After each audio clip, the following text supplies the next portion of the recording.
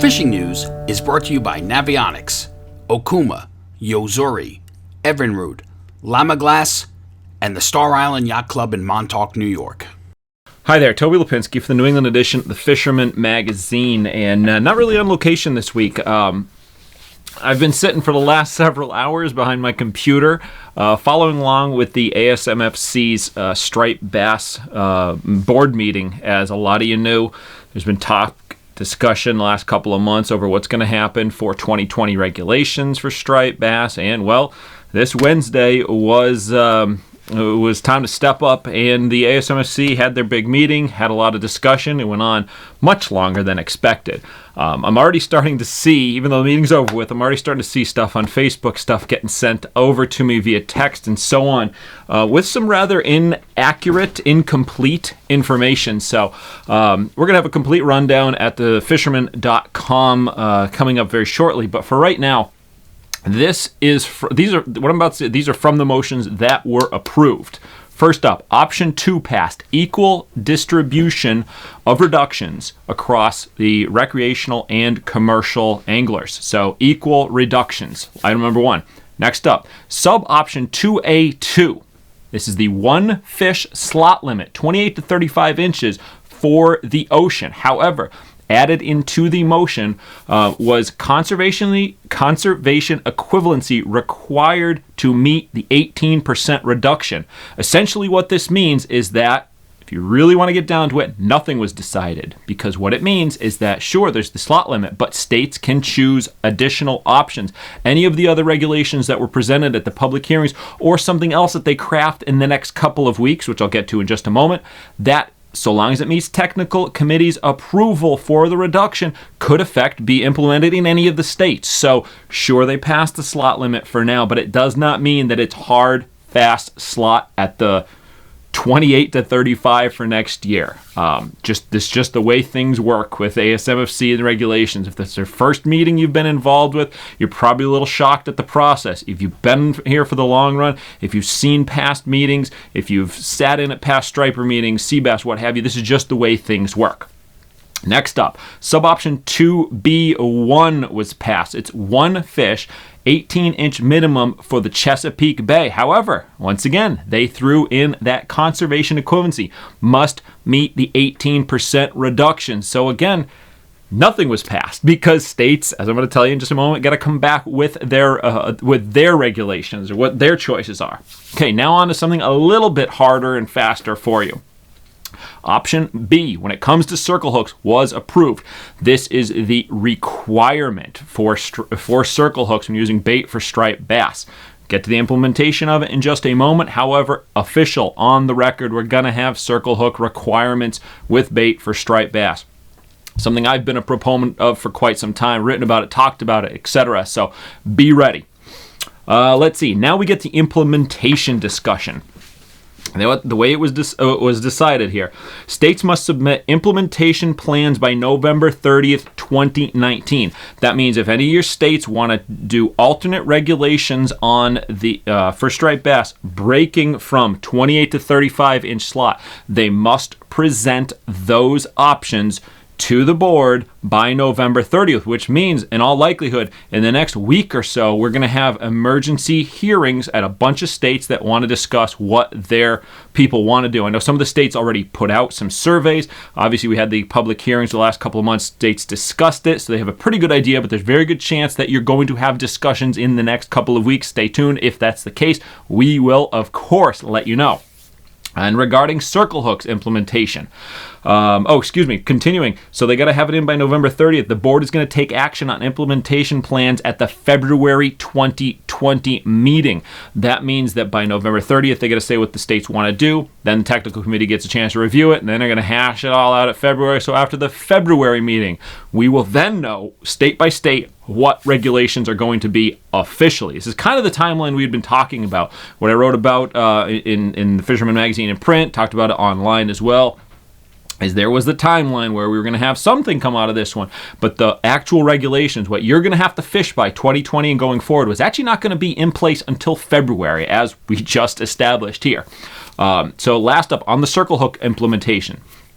Circle hook requirements must be implemented by January 1, 2021. So that means for the 2020 fishing season, you're not required to use circle hooks. But you know what? It makes a real darn good idea to start learning how to use them, because there is a difference. You can't fish them the way you normally would.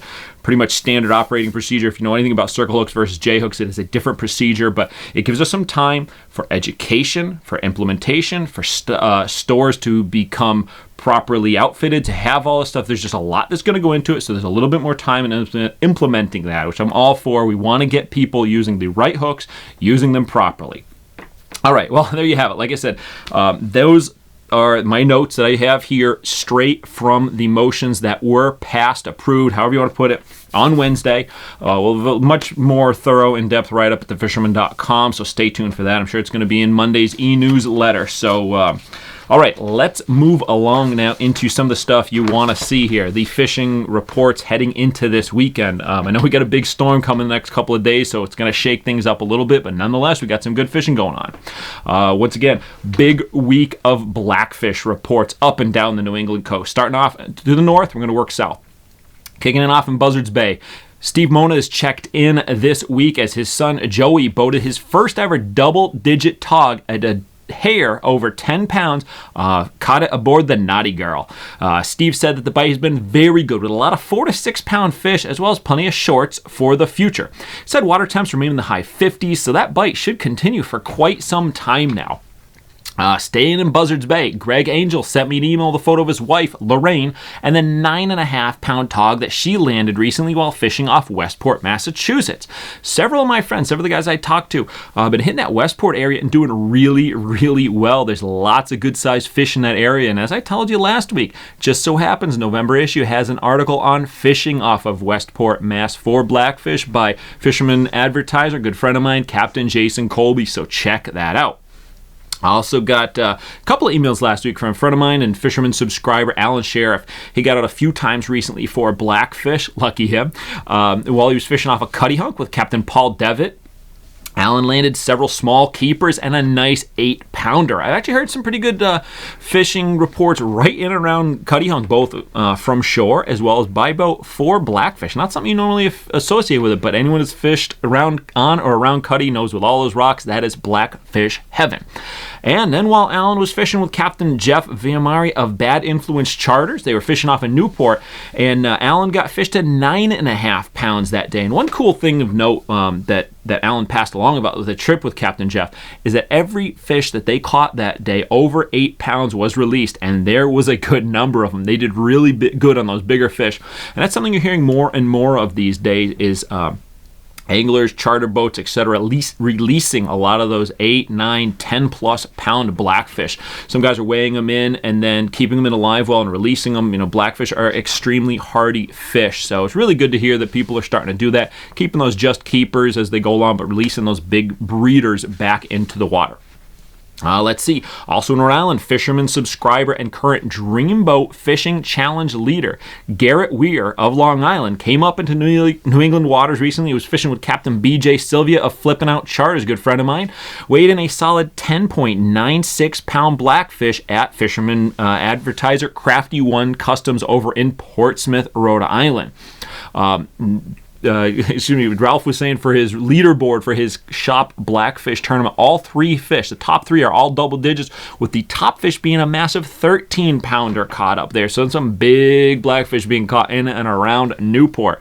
Of course, referring back to the Dreamboat Fishing Challenge, you got to check out all the details right now at thefisherman.com. Find out how you can compete for your chance to win this year's grand prize, a brand new Steiger Craft boat.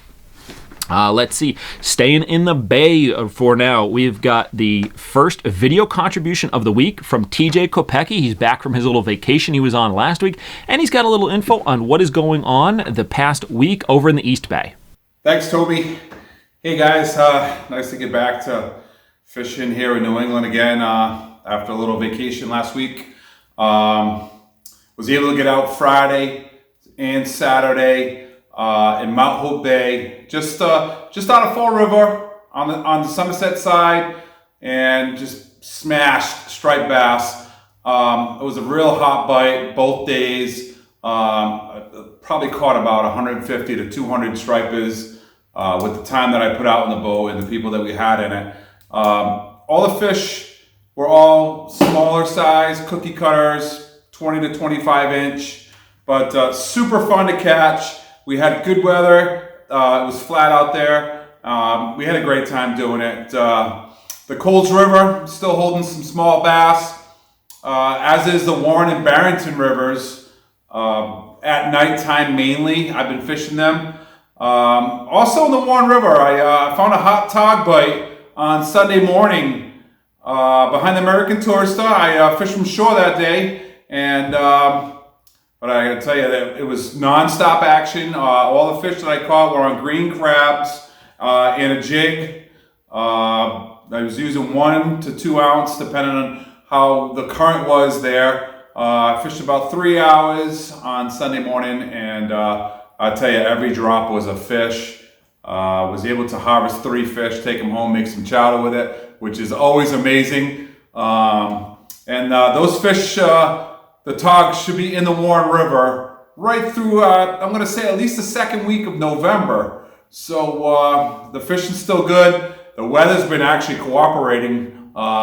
It has rained in the last couple of days. I don't think it's going to mess it up. So if you have a chance, hey, get out there and take the opportunity to catch maybe that last striper of the year or that last tog that you're going to get. Hey, cook them up if you can get them. All right, thanks, TJ. Glad to have you back around here. Got some good fishing going on there, obviously. Continuing to move west, but staying in Rhode Island for a minute. Lawrence Thompson, he's been checking in a bunch with me lately, sending some emails, letting me know what he's been doing. This week, he was fishing off of South County, Rhode Island for blackfish, actually just over the weekend, Said he was working in waters about 15 to 18 feet deep, and he got 8 nice blackfish, including a pair of keepers, and he had a real heavy fish take him down into the rocks and unfortunately cut him off. Hey, that's sort of just a part of blackfish, and if you're not having a couple of them make you reconsider that you're using too light a gear, then you are not doing well. Let's see, staying in roadie for a minute. Got another video contribution this week from my buddy Jave Bocas. He's hit the South County surf over the weekend and sent me this cool little video to let me know how he's been doing over there. All right, thank you, Toby. A little something to report this week. I showed up for one quick tide. Gonna do a turn and burn. Shot down to get the rest of outgoing. Fished 5 hours. And a little on the up and up. Pretty much a schoolie every cast. Everybody I was fishing with, every cast, every other cast at times. Some fish down micro schoolies in the 12-inch range, but I gotta tell you, the ones up around 24, 26 inch, there's some fat little butterballs in there. I don't know what they're eating, but they're eating good, making them feel like keepers. I did lose one that seemed like a big fish, about 40 feet offshore, and other than that, yeah, a little bit better. I keep hoping for bigger fish to come in, but I'm thinking this might be the second to last time I'm out. Heard that there was schoolies and albies down at Watch, and that really got my blood pumping. I'm thinking maybe this is the week, maybe the big fish come in, but now I gotta say maybe next week. So that's what I got for you, Toby. Thanks a lot.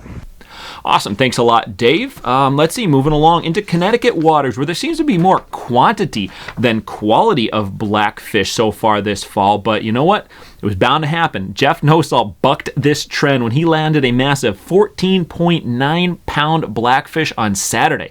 I got pictures of this fish sent to me by Andy over at Fishing Factory 3, where the fish was weighed in up in Middletown, and he is currently in the top spot of the shop's annual fall blackfish tournament. And honestly, 14.9 pounds is going to be a tough mark to beat, but there is still plenty of time. And since we have been seeing some of those sort of smaller fish, honestly, there's a good shot that the next couple of weeks are going to be when those big blackfish start moving and feeding in Connecticut waters. And another salty report here we've got in Connecticut before moving on to a quick little something on the freshwater side. Got an email from Eddie on this week, and he had a rather surprising catch. He said he was fishing over the weekend with his cousin Eric, and they were jigging epoxy jigs off of Milford. So kind of mid-sound for those of you not sure. And Eric hooked into something he didn't expect. It was a nice size cod. It's the first of which I've heard that far into the sound in quite some time. Usually, if anything, they're kind of out around Fishers, like that area. You may get a few cod squeaking in. But to have one all the way over to Milford is definitely newsworthy. Not something as common these days as it once was with the way that the cod population is nowadays. But hey, it just goes to show you never quite know what that next drop is going to produce. Congrats on the cool catch. And then last up this week, on the freshwater side, I got an email from Bill Booth from my old Western Mass area. He lives up in Chicopee. He sent me a picture of a nice 10-plus pound carp that he landed while he was fishing on the Connecticut River in the Oxbow section up by Northampton. He was fishing with pineapple-flavored corn. It's an area I know very well. I used to do a lot of ice fishing up in the Oxbow, but there's some big, there's a big pike up there. Obviously, some really big carp. So congrats on the really good catch up there. All right, where do you have it? That's a lot going on this week. Like I said, stay tuned. We're going to have a full write-up on what's going on with striped bass at thefisherman.com. But in the meantime, if you plan to head out and fish this weekend, be sure to start off your trip by visiting thefisherman.com. Win the incredible Steigercraft Evinrude Lowrance Grand Prize Boat Package and more in the Fisherman's 2019 Dream Boat Fishing Challenge. Get the details now at thefisherman.com.